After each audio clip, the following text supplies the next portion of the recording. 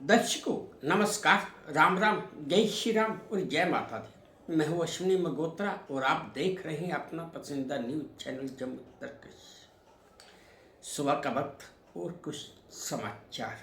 तो चलिए पहले समाचार जान लेते हैं। पहला समाचार यह है दर्शकों की उत्तर प्रदेश के कानपुर में एक कोर्ट में एक मुकदमा तकरीबन 26 साल चलता रहा और ये केस या मामला जो भी था वो मारपीट का मामला था और वो 26 साल चला। और इस मामले में जो आरोपी थे वो एक दंपति थे और 26 साल के बाद अदालत ने बड़ा अजीब सा फैसला सुनाया। अदालत ने उन्हें 3,500 रुपये का जुर्माना और 4.5 घंटे कोर्ट में बैठने की सजा सुना दी। दरअसल दंपति के भतीजे ने उनके खिलाफ मारपीट, धमकी, धारदार हथियार से हमला करने के आरोप में रिपोर्ट दर्ज करवाई थी, जिसकी सुनवाई 1999 से चल रही थी। है ना दर्शकों, 26 साल मुकदमा चला और सजा सिर्फ 4.5 घंटे। वाह, अरे कानून तेरा भी कोई जवाब नहीं। अगला समाचार यह है दर्शकों की कॉमेडियन कुणाल कामरा एक बार फिर विवादों में गिर गए हैं। सोशल मीडिया पर उनकी एक तस्वीर बड़ी तेजी से वायरल हो रही है, जिसमें वह एक कुत्ते की फोटो और आरएसएस जैसा दिखने वाले अक्षर छपी इमेज वाली टी शर्ट पहने नजर आ रहे हैं और इस टी शर्ट पर बनी इमेज और लिखावट और डिजाइन पर भारतीय जनता पार्टी और शिवसेना के नेताओं ने कड़ी आपत्ति जताई है। दोनों पार्टियों का आरोप है कि कामरा ने टी शर्ट के जरिए आरएसएस का मजाक उड़ाने की कोशिश की है। अगला समाचार ये है दर्शकों की बागेश्वर धाम के पंडित धीरेन्द्र कृष्ण शास्त्री ने अयोध्या में धर्म ध्वजा फहराए जाने पर कहा, चढ़ मुगलों की छाती पर भगवा लहराया है, कब्र से उठकर देख ले बाबर, मंदिर वहीं बनाया है। उन्होंने आगे कहा कि आज पूरा देश गौरवान्वित है। जहां कभी हरे झंडे की योजना बनाई जाती थी, वहां आज भगवा लहरा रहा है। मथुरा जन्मभूमि विवाद पर उन्होंने कहा, कृष्ण लल्ला हम आएंगे, माखन मिश्री खाएंगे, जिन्हें दिक्कत हो बेटा वो खिसक लें, वह हम तो आएंगे। अगला समाचार यह दर्शकों कि डॉक्टर जिन्हें भगवान का दर्जा दिया जाता है, वैसे आजकल डॉक्टर जो खास करके मुस्लिम डॉक्टर हैं पर्टिकुलरली, क्योंकि दिल्ली में ब्लास्ट हुआ और पूरे हिंदुस्तान में मुस्लिम डॉक्टरों के ऊपर उंगली उठना शुरू होगी। मैं उसी संदर्भ में कह रहा हूँ कि डॉक्टर एक तरफ आज वाइट कॉलर डॉक्टर आतंकवादी बन रहे हैं और उनका साथ भी वाइट कॉलर डॉक्टर ही दे रहे हैं, वहीं दूसरी तरफ कुछ डॉक्टर ऐसे भी हैं जो जानवर जीव जिनमें जवान नहीं होती, जो अपने मुंह से कुछ बोल नहीं सकते, उनकी भी जान बचाने में लगे हुए हैं।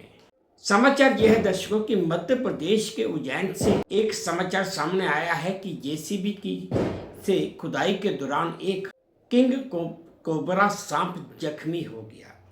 सांप को सर्प मित्रों ने रेस्क्यू करके पशु चिकित्सालय पहुंचाया और यहाँ पर डॉक्टरों ने 2 घंटे का जटिल ऑपरेशन करके उस सांप की जान बचा ली। इस सांप को कथित तौर पर ऑपरेशन करने के बाद 80 टांके लगाए गए और सर्प मित्र के हवाले कर दिए, जो उसकी निगरानी कर रहे हैं। अगला समाचार यह दर्शकों की बिहार के पूर्णिया से सांसद पप्पू यादव का एक वीडियो सामने आया है। इसमें वे कहते दिख रहे हैं कि सोनिया गांधी जो कांग्रेस की नेता हैं, वह इस देश की बहू हैं, यानी कि इस देश की माता हैं। अब पप्पू यादव से कोई पूछे कि अगर सोनिया गांधी इस देश की माता है तो इस देश का पिता कौन है, ये भी तो बता देते जरा पप्पू यादव जी। दूसरी तरफ अगर मैं बात बोलूं तो कांग्रेस पार्टी में सिर्फ चिंचे और चापलूस ही भरे हुए हैं, ढंग का नेता कोई है नहीं। दरअसल पप्पू यादव ने ये बात जगत गुरु रामभद्राचार्य की उस टिप्पणी पर प्रतिक्रिया देते हुए कही जिसमें उन्होंने कहा था कि सोनिया भारतवासी नहीं है और उनमें भारतीयता भी नहीं है।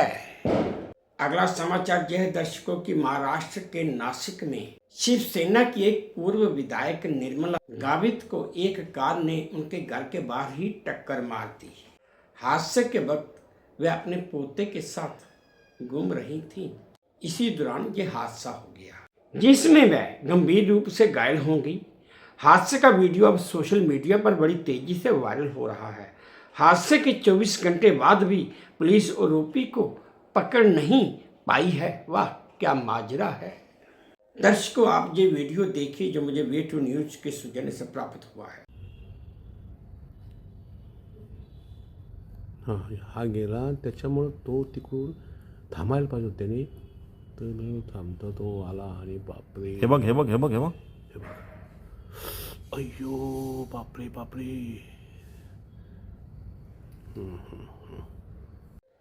अगला समाचार बड़ा रोचक है दर्शकों। इटली में एक शख्स अपनी मृत्यु मां का वेश बनाकर उसकी पेंशन ले रहा था। अब उस शख्स को वहां की पुलिस ने गिरफ्तार कर लिया है और उसकी तस्वीर भी मैं आपको अभी चंद सेकंडों बाद दिखाऊंगा। रिपोर्ट्स के मुताबिक मां की लाश को छिपाकर आरोपी ने 82 लाख रुपए मां की पेंशन के लिए लिए। दरअसल मां की तरह दिखने के लिए आरोपी मेकअप करके लिपस्टिक, नेल पॉलिश, मोतियों का हार, विंटेज इयररिंग्स, बिंग, लॉन्ग स्कर्ट वगैरह पहनकर और 1970 के स्टाइल का ब्लाउज आदि पहनता था और सरकार को धोखा देकर पेंशन ले रहा था। ये जो तस्वीर आप देख रहे थे ये उसी शख्स की तस्वीर थी मेकअप करने के बाद। अगला समाचार यह है दर्शकों की चित्तौड़गढ़ के कृष्णधाम श्री सामलिया सेठ जी मंदिर को दान में मिली राशि ने सारे रिकॉर्ड तोड़ दिए हैं।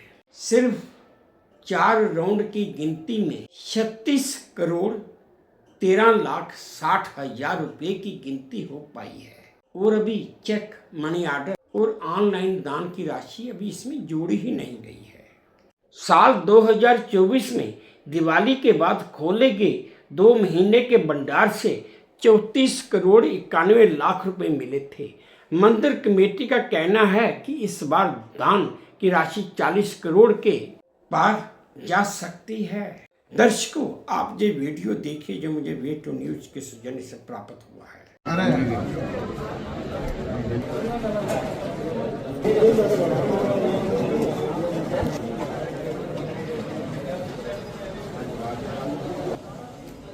अगला समाचार यह है दर्शकों, हरियाणा के रोहतक में बास्केटबॉल कोर्ट पर एक नेशनल लेवल खिलाड़ी की मौत हो गई।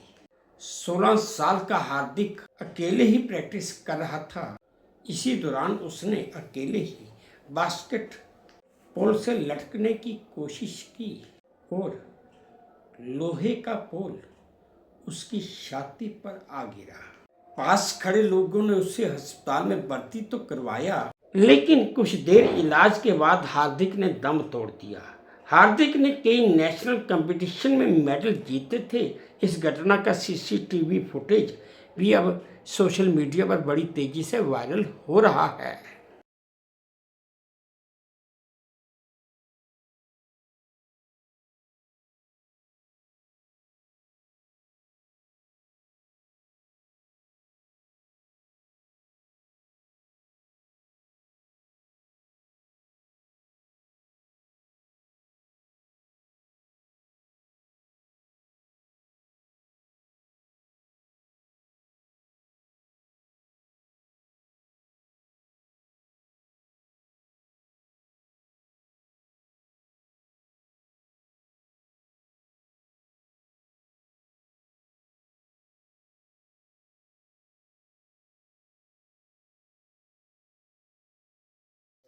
अगला समाचार यह है दर्शकों की सुप्रीम कोर्ट ने पुलिस हिरासत में हुई मौतों को सिस्टम पर दबा करार देते हुए नाराजगी जताई है और कहा कि देश अब इन्हें बर्दाश्त नहीं करेगा।